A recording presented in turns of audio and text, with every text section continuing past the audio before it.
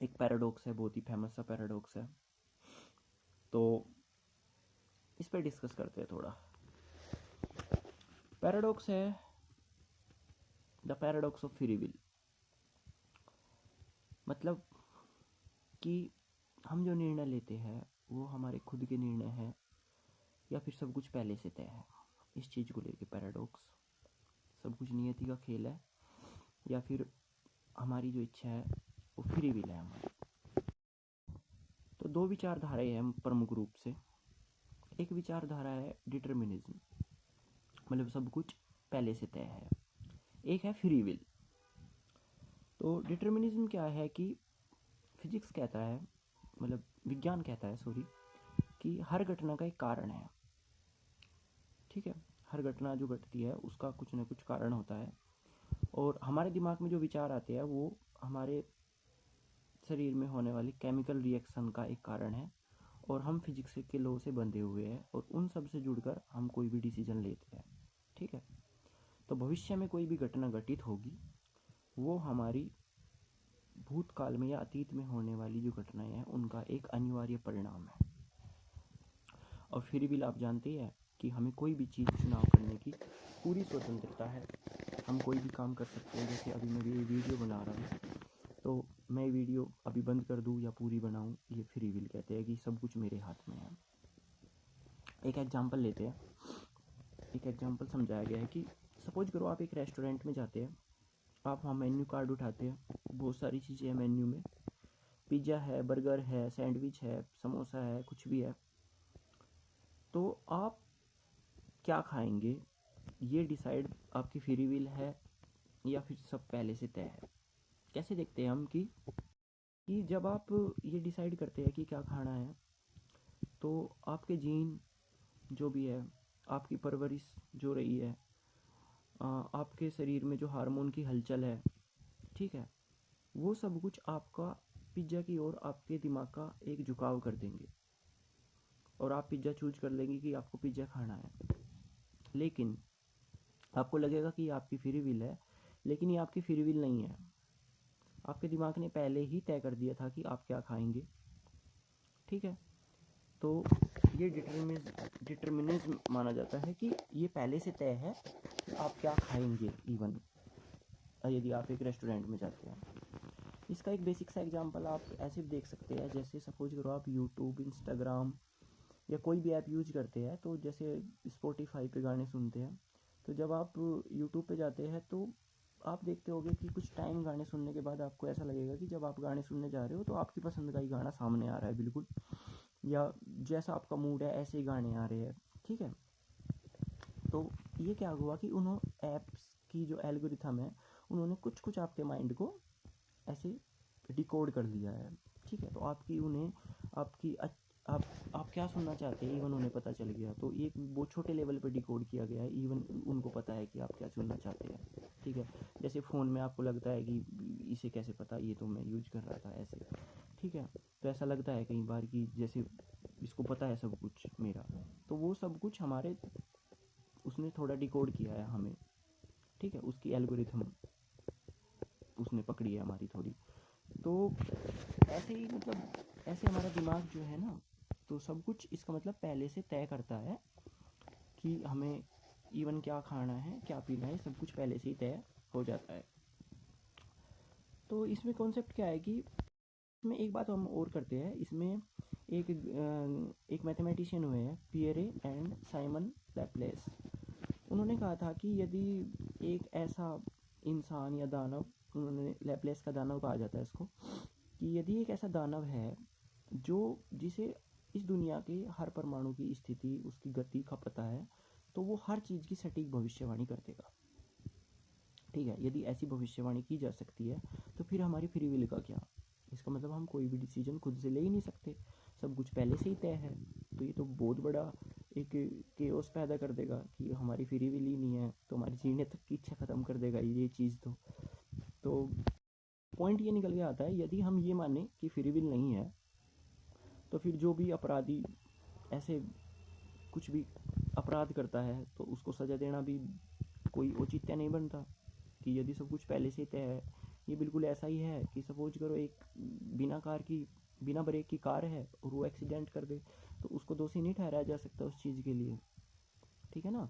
तो यदि free will नहीं है तो ये तो औचित्य नहीं बनता सजा का, और यदि फ्री विल है तो इसमें ये विज्ञान का ये जो रूल है कि हर एक घटना का कोई ना कोई कारण होता है, ये गलत साबित हो जाएगा। अब इसको लेके मॉडर्न साइंस में क्या है, इसको लेके देखते हैं हम। तो इसको लेके एक फेमस सा एक एक्सपेरिमेंट किया था, ये हमारे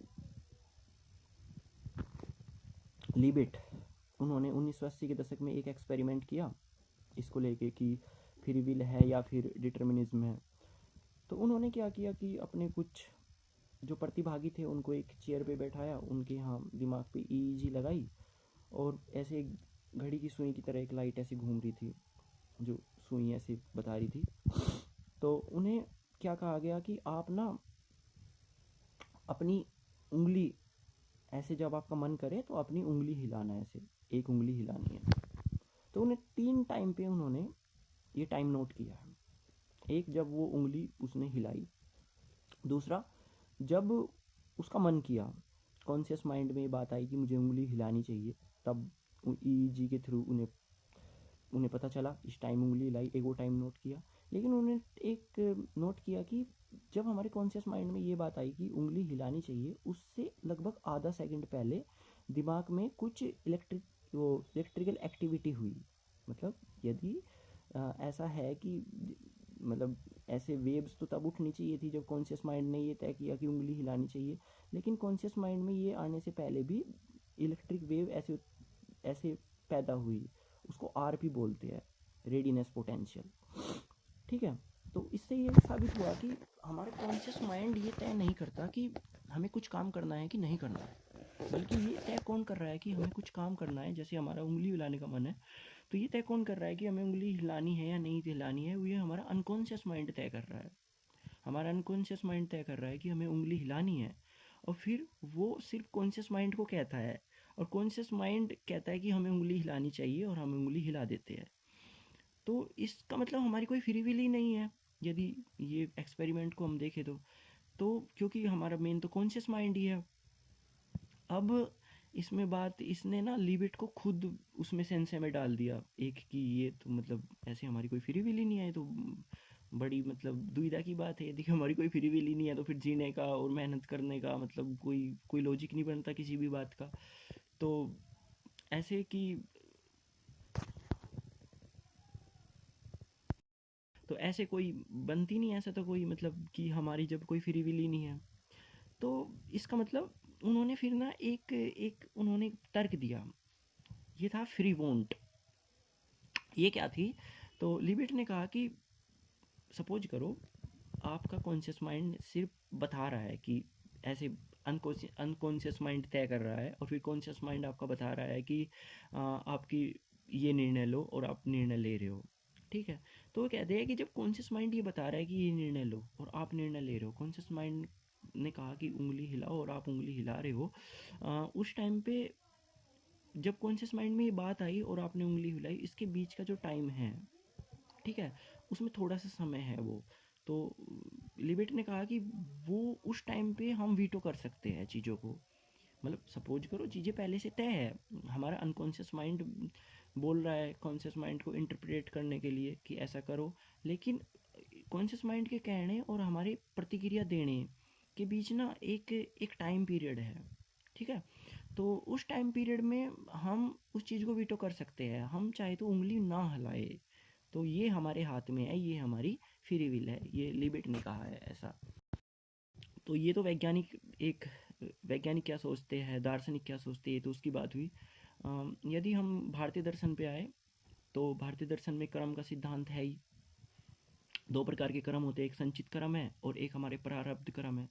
संचित कर्म क्या है कि भारतीय दर्शन में कि हम हमारे पिछले जन्म के जो कर्म हैं वही तय करते हैं कि हमारा जन्म किस परिवार में होगा, हमारा स्वास्थ्य कैसा होगा, हमारे सामने परिस्थिति कैसी होगी, ये हमारे संचित कर्म है।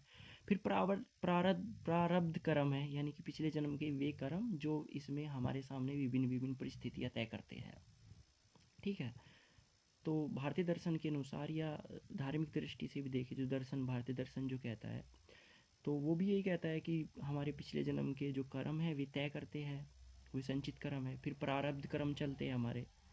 तो इसमें फ्री विल की एक जगह की गुंजाइश इसमें भी दी गई है। इसमें एक वर्ड आता है कि पुरुषार्थ हमारा कैसा होगा। पुरुषार्थ का मतलब क्या है कि परिस्थिति वे पैदा होगी जो हमारे संचित कर्म है, ठीक है, जो हमारे पिछले कर्म है उनके हिसाब से हमारे जीवन में परिस्थिति आएगी, लेकिन हम उस पर रिस्पॉन्स क्या देते हैं, हमारी प्रतिक्रिया क्या रहेगी परिस्थितियों पे, ये हमारी फ्री विल है, ठीक है।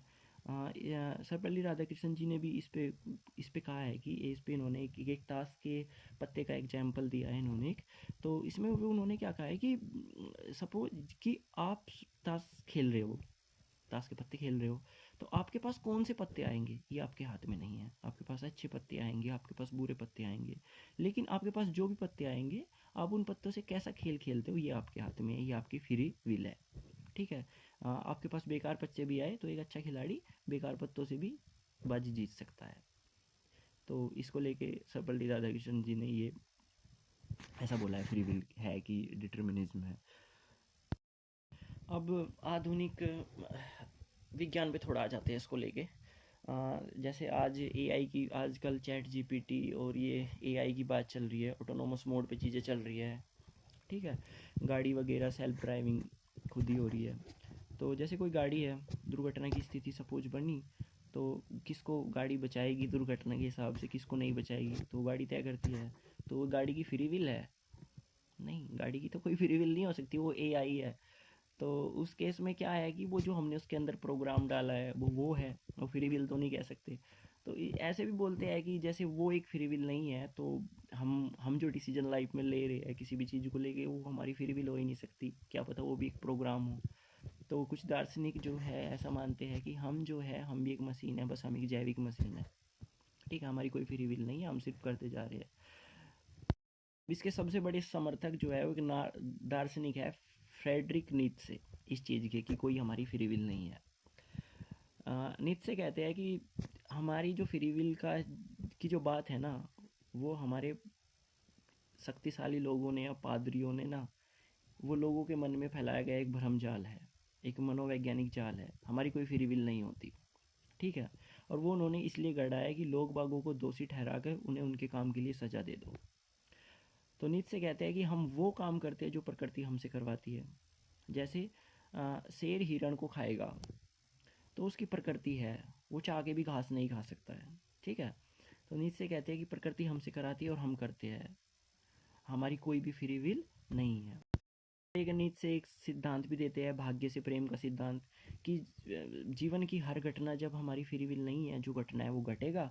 इसलिए ज़िंदगी में चाहे अच्छा हो चाहे बुरा हो, हर परिस्थिति से प्रेम करो, उसे स्वीकार करो, और जैसी भी परिस्थिति है उसमें जीना सीखो, उसी में खुश रहो, क्योंकि जो होना है वो होगा।